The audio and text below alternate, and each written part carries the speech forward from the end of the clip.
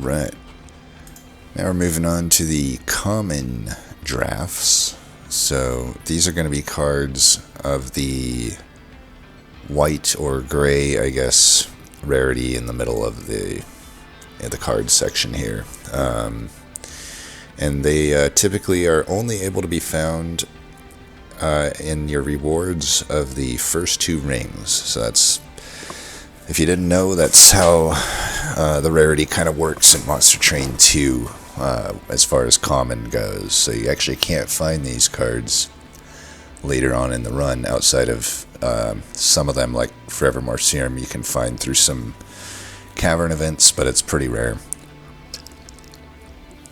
And the graph units as well, but again, pretty rare. Mainly, you're either going to find them in your starting cards that are randomly offered, or in the first two fights card rewards. And we're going to rank them based on, you know, if I see them offered, how takeable are they, and when I take them, how do they typically do for me outside of low and high rolls.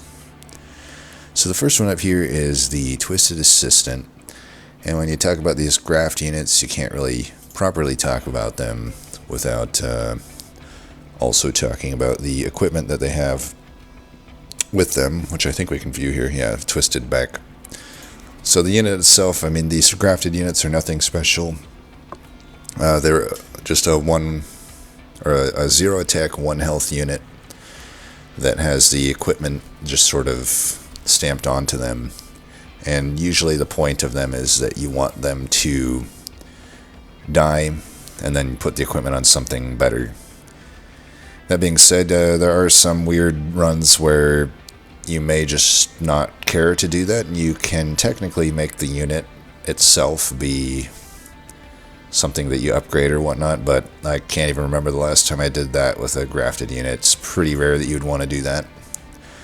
So all of these grafted units, there's going to be 2 at the common rarity here and a few more at the other rarities, but they all kind of are what I would consider slow, or not. At least they're not consistently fast, because you know you have to draw the card, and they're not like a spell where I can find an intrinsic upgrade on them, and since they're not banner units, they're not going to have the deployable advantage that banner units have. So you're kind of at the whim of how RNG wants to draw these in your deck. If they bottom deck them, there's not a whole lot you can do to combat that outside of some very specific cavern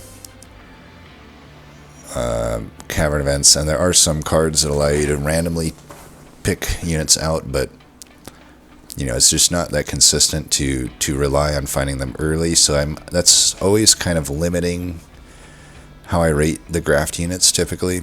They're much better if I can just sort of have a deck that has a bunch of equipment. Usually like a Baron Grail deck doesn't mind them as much, because Baron Grail decks kind of, you know, there's typically just any equipment will do, and you just want to spam equipments a lot of the time with Baron Grail.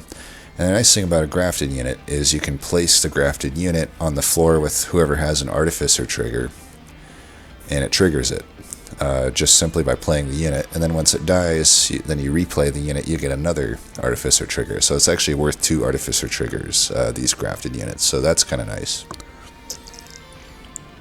But, you know, I think with Grail, they're fine. With the mix starter, they're less enticing to me. They're certainly still usable, but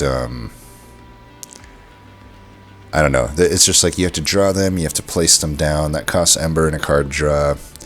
Then they need to die. Sometimes you can kill them the same turn, but usually not.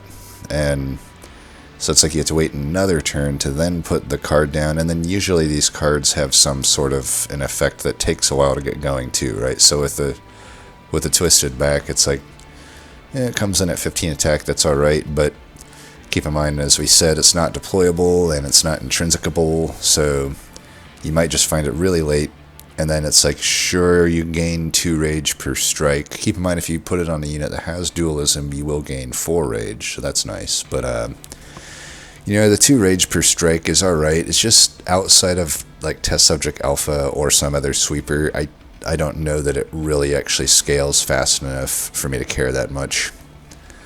The trample is the main thing I think in a lot of cases that's nice with it, but you know, it is cool that it gives some scaling. I just don't think it's like that good of scaling outside of a sweeper.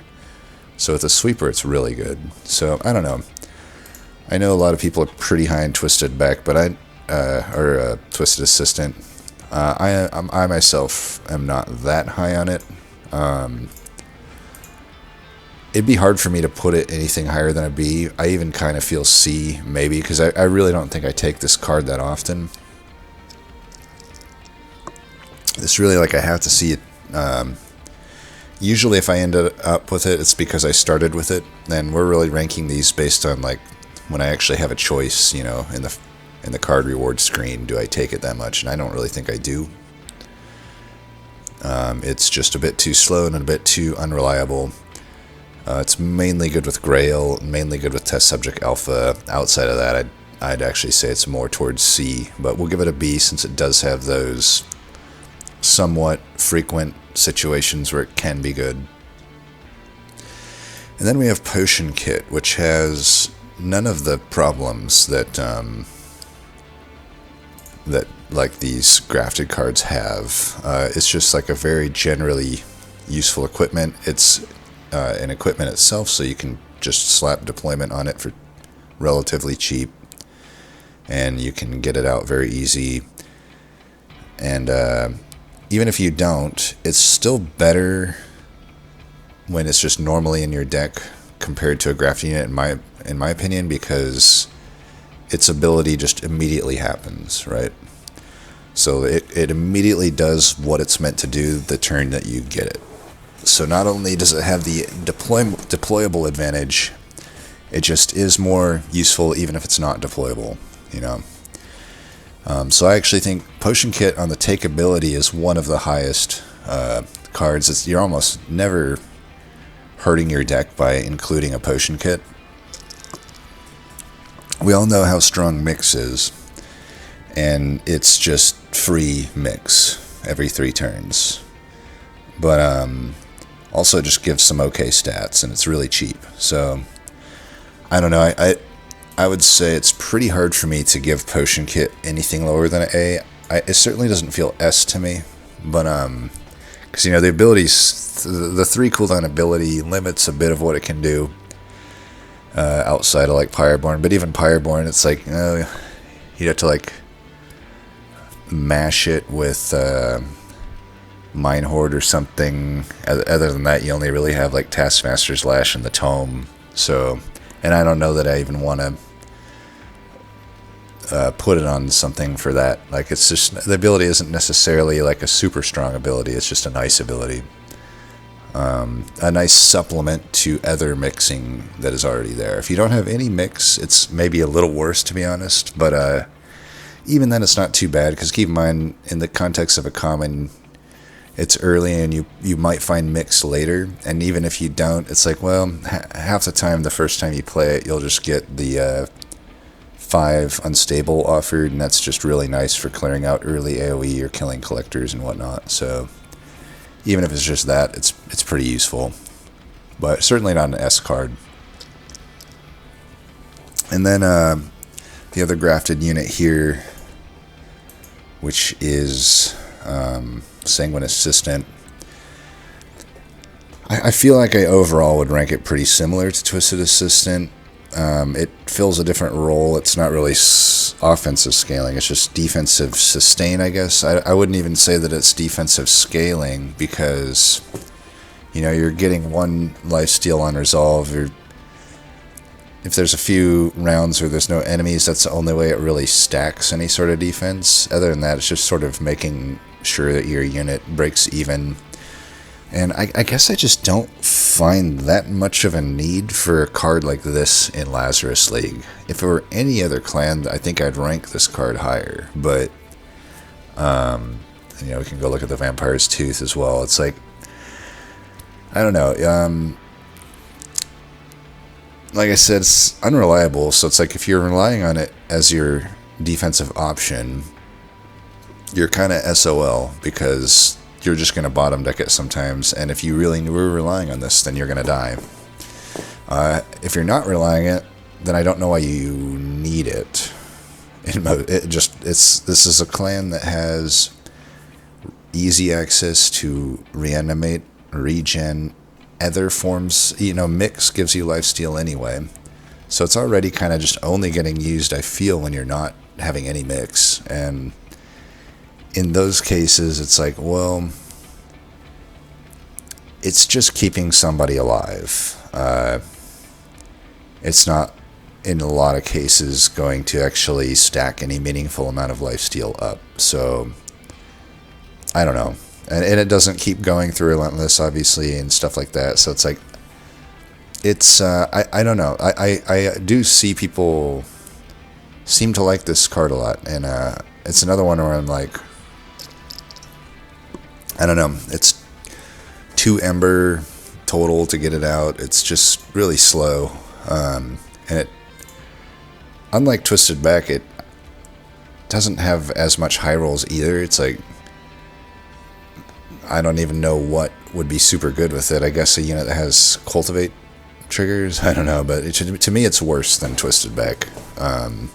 Twisted Back at least can do some pretty good scaling and gives Trample, Keyword. Those are useful things.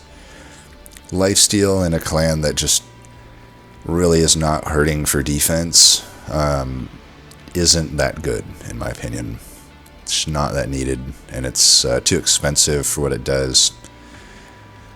Now we got a for sure S tier card though. Overwork Assistant, one of the best cards in the game in my opinion. Kind of too powerful. I wouldn't be surprised if maybe those of you that view this video later in time might see a weaker version of Overworked Assistant, but as it stands, it's insanely powerful. I mean, it's like you're incanting and gaining 4 damage, like that just lasts the entire fight. AoE. I mean, and it's 0 cost, 1 pip. I mean, let's just do a comparison to something similar, which would be the Glacial Seal, which costs 1, and it only does 2 Frostbite to the enemy, which is only to the enemies that turn on that floor. Whereas, and I have to keep reapplying it to every set of enemies, and it's only 2. I get double. So the units are, it costs, it's 0. Also comes with reanimate, but like I get double the amount of AoE damage just in the context of that turn. But then you also factor in that, like, oh, every enemy is going to visit this floor and they're going to get that same amount of damage plus any additional damage that I incant. So it's just so much better than like a Glacial Seal or something like that. And honestly, the game plan is so simple with it, which is that you just stack reanimate on it and spam incants, and that's a pretty easy, not much nuance needed. The only nuance is like making sure the deck can sustain bottom decking it, right? Because it does have the same problem of the graph units in terms of not reliably being able to start a fight with it. It might be coming in at the end, but the big advantage I would say Overwork Assistant has, on top of just being a way better card than those, but it just can recover from a bottom deck much easier. I don't have to wait an additional turn to get my equipment.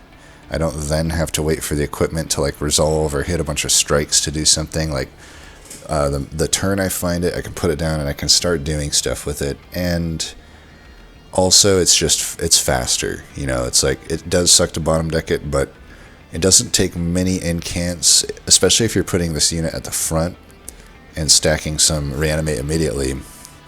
It doesn't take many incants to get it up to some pretty good unstable, and then if the enemy hits you a few times, you will, clear them out, even with a minor amount of unstable. So definitely an S tier card, in the running for one of the best cards of the game. I will say though, and also just that there's kind of two advantages it has on the takeability front over these grafted cards. One is just it's a better card, right? But the second one is just graft versus non-graft. It's like, these graph units cost 1 to put down, and then when they die, an equipment comes out that then also additionally costs 1. So they actually cost 2 Ember spread across 2 turns versus 0 Ember just on 1 turn. So even if I take it and I don't end up using it, the hit to my deck is much less with the Overgrowth Assistant, because I'll just play it out for 0 and then I will never recycle the card again, right? But with these cards, it's like, well, I have to spend an Ember to get them, or else I'm going to keep recycling them. And then, I also had to spend another Ember on the equipment, or else those keep recycling through the deck. So it makes this unit much more takeable. That being said, if there were one knock I would give against it, is it may not be incredibly takeable to the point where I can just always take it. There are some times where I'm like, well, I don't really want to use an Overworked Assistant here or speculate on one. Even though, as I said, it's a really easy... I mean, here's the thing. Even if you don't find a bunch of Reanimate for it, it's still like a good utility card. Like, it's basically almost like, you can just place it down. It'll have 1 natural Reanimate, incant a few times, and it kills like 2 floors, right, of AoE. Maybe not the tanks, but, we're talking like the lowest form of this unit where you just don't really make it work. It still actually does pretty good work. So, I don't know, even the floor is like pretty high for it. Let me get to Pseudoscience. I've gone up and down on this card. My current thoughts are that it's not great, but I just end up having to use it a lot. Especially, here's my thing with Pseudoscience. If I'm starting Secret Ingredient, I'll pretty much never take it, unless it's like Capricious Reflection and it's coming with a double stack or something, or Spell Chain maybe, but that'd be the only reason I would take it with Mix, because Mix is just literally a better card. I mean, if I want any of these things, Mix is better at finding them. I just have to do my initial 50-50 to get into whatever color I want, and then from there I just stay in that color, and I can stack any of these better than Pseudoscience can, because Pseudoscience is completely unreliable. And I don't know, the problem is, on top of being unreliable, all 3 of these kind of don't... I don't know. The Lifesteal and Reanimate are kind of redundant with one another. I find if I do take Pseudoscience, I never want to see Lifesteal usually. I mean, if I take Pseudoscience, I'm definitely taking it for the Reanimate, but just settling for spikes if it gives me that. But then Lifesteal just is a complete waste in most of those cases. But again, even if I wanted Lifesteal, Mix is way better at that. I can just get into red, and then every time I'm getting a 50-50 on Lifesteal. Better than a 50-50, I think, right? Because it would be the 3 options, and I'm seeing 2 of them. Yeah, it's like a 2 out of 3. What am I saying?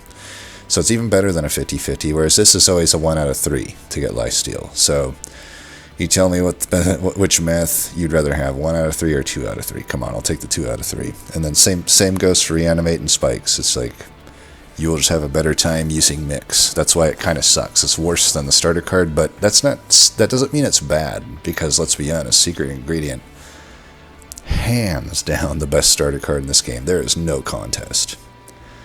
There's no argument anyone can make to me that there's a better starter card in this than the game. It's so ridiculous how much how much more powerful this starter card is. It's like actually ridiculous how powerful it is. I routinely will dupe this card sometimes if I have like Spell Chain on it. That's how powerful it is. But yeah, I could get into the weeds all day on Secret Ingredient. But so we already know it's like basically not worth taking with Secret Ingredient. So 50% of the time it's just not worth taking. But then when it is worth taking is when you're the exiled variant, with the erratic assistance, and then it becomes okay to try to just be be the catalyst toward a specific type of deck. It's never like good enough to do like we kind of said, it's not good enough on its own to do what it needs to do, but it can at least start your deck moving toward that direction, because it is pretty powerful in the early game. Any one of these that it hits on is generally powerful in the first 3 to 4 rings, so it is powerful in that sense. Then it just really becomes in the late game. So it's like you take something that's decently powerful early, and hopefully it allows you to move into like a reanimate deck, or in some cases a spikes deck. Lifesteal, I don't really know. It could, if you don't end up doing reanimate or spikes things, and you're moving more toward like a test subject alpha or plague doctor type build, I think pseudoscience becomes a lot less useful at that point. It just is like a nice to have that you'll play every now and then. You see it, and then you're just hoping it probably hits reanimate or lifesteal or whatever you need at that moment. But yeah, it's not very good in that case either. So I don't know. B seems almost too high, but I think I take it certainly more often than a Sanguine Assistant, and honestly, I take it more often than a Twisted Beck. And yeah, it upgrades, it does take a lot of upgrades pretty well too, like Double Stack and Spell Chain in particular, and then just cost reduction. I suppose nothing else it really takes that well, but it's decent to have something that benefits from those, right? I think the ideal version of the card is that it has Double Stack and Spell Chain. That way you're getting 2 different tries to get what you want, but then also if you get what you want, you're getting some extra stacks on it. But yeah, I don't know, B is kind of what I'm feeling for it. And then we have It's Alive. This is a card that's kind of grown on me over time. When I first was playing, I was like, it's kind of sucks, because like I almost never want to actually advance the unit, but I think the thing you got to realize with It's Alive is it may just be better on a unit that is on its own floor sometimes, and you don't really care about the advance. It can also be somewhat useful just to advance an enemy sometimes, but you don't usually need to do that with this clan, since you have such good access to AoE with Unstable and the like. But yeah, so obviously you're mainly using it on your own guys. It's not... and another thing is like... It obviously pairs well with Banished, but why am I having a brain fart? Anyway, I guess long story short, like the advance can be a downside. It's not always a downside, but I don't think the advance is overall a net positive, generally speaking. I guess is my problem with it. So at that point, it's still... The effects are still good though, right? Like Lifesteal 1 and 10, it's a razor sharp edge that also gives you Lifesteal, and it costs the same, right? So it better come with some sort of a downside. But I think the reason it's grown on me is I feel like more and more as I play, the advance doesn't have to be a downside. So that's kind of the thing that makes it a little tougher for me to evaluate, because I feel like as I continue to improve, I will be able to pretty much... It just seems easier and easier for me to get around the advanced portion of it. I can still end up putting it on a backliner somehow, and then like rearranging things. Either I just spell chain it, or I have other things in place. You can root your stuff too, by the way. But yeah, it's also just really nice to scale a lot of the units that are good in the clan, right? Like a test subject alpha, because you can do things like just put a large stone on test subject alpha, and then you're not even that worried if it just has to be in front. Stuff like that. Even same goes for like a plague doctor. So, but I think it's a lot easier to pull off on a test subject alpha. I don't know. It's certainly not lower than B. I could see A for it, but certainly take-wise, I think it's very similar to Pseudoscience for me, but it might be something that goes up.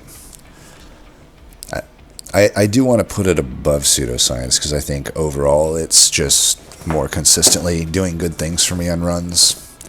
but A might be too high. I feel like it could move to A, but it just hasn't quite earned its spot there yet. Maybe if I do another one of these half a year from now or something, we'll see if it moves around. But yeah, we'll say B for now. And then we have Forevermore Serum. I think I tend to probably put it in the S. Certainly, potentially the most takeable card in the entire game.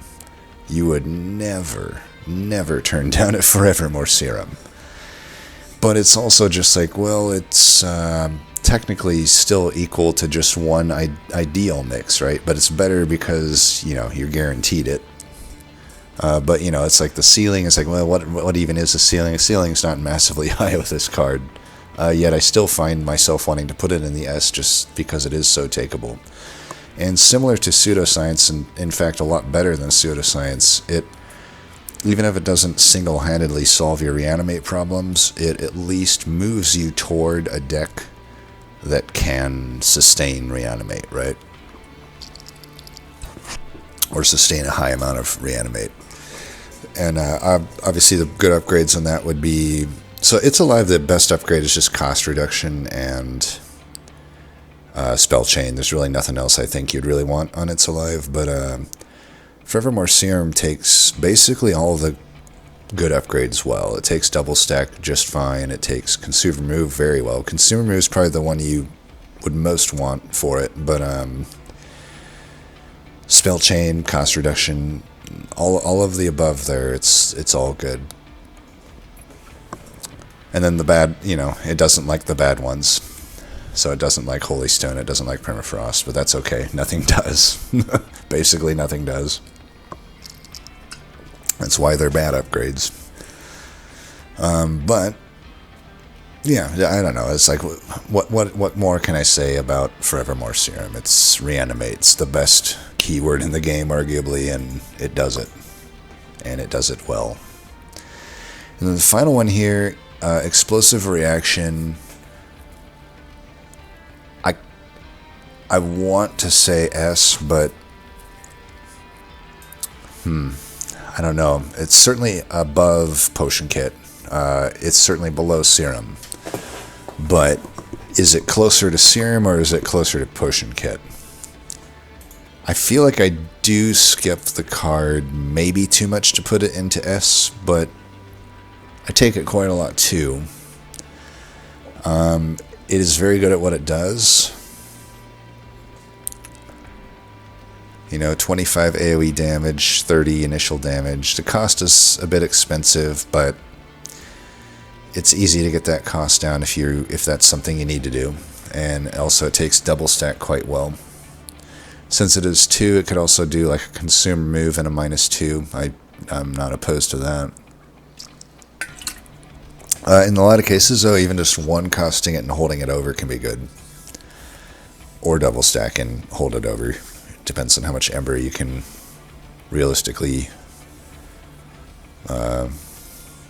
If you have like a boiler room, you're fine, right? You're like, okay, whatever, double stack it, hold it over. It just depends on your deck. But yeah, I don't know. It's a very versatile card. It's like when you first take it, you're rarely gonna put it on your own units unless you really high rolled into reanimate early, but the ideal scenario is that you do play it on your own units, in my opinion, but it just doesn't come together until mid to late game, so you are speculating to some degree when you take it, but the nice thing is you're not really speculating that hard, or sorry, you speculate, but you also have a good card that you can just play on the enemy in the meantime, right? So it's like you play this on any backliner and it will kill them in the early game, while also doing maybe like close to half damage to any tanks on the floor.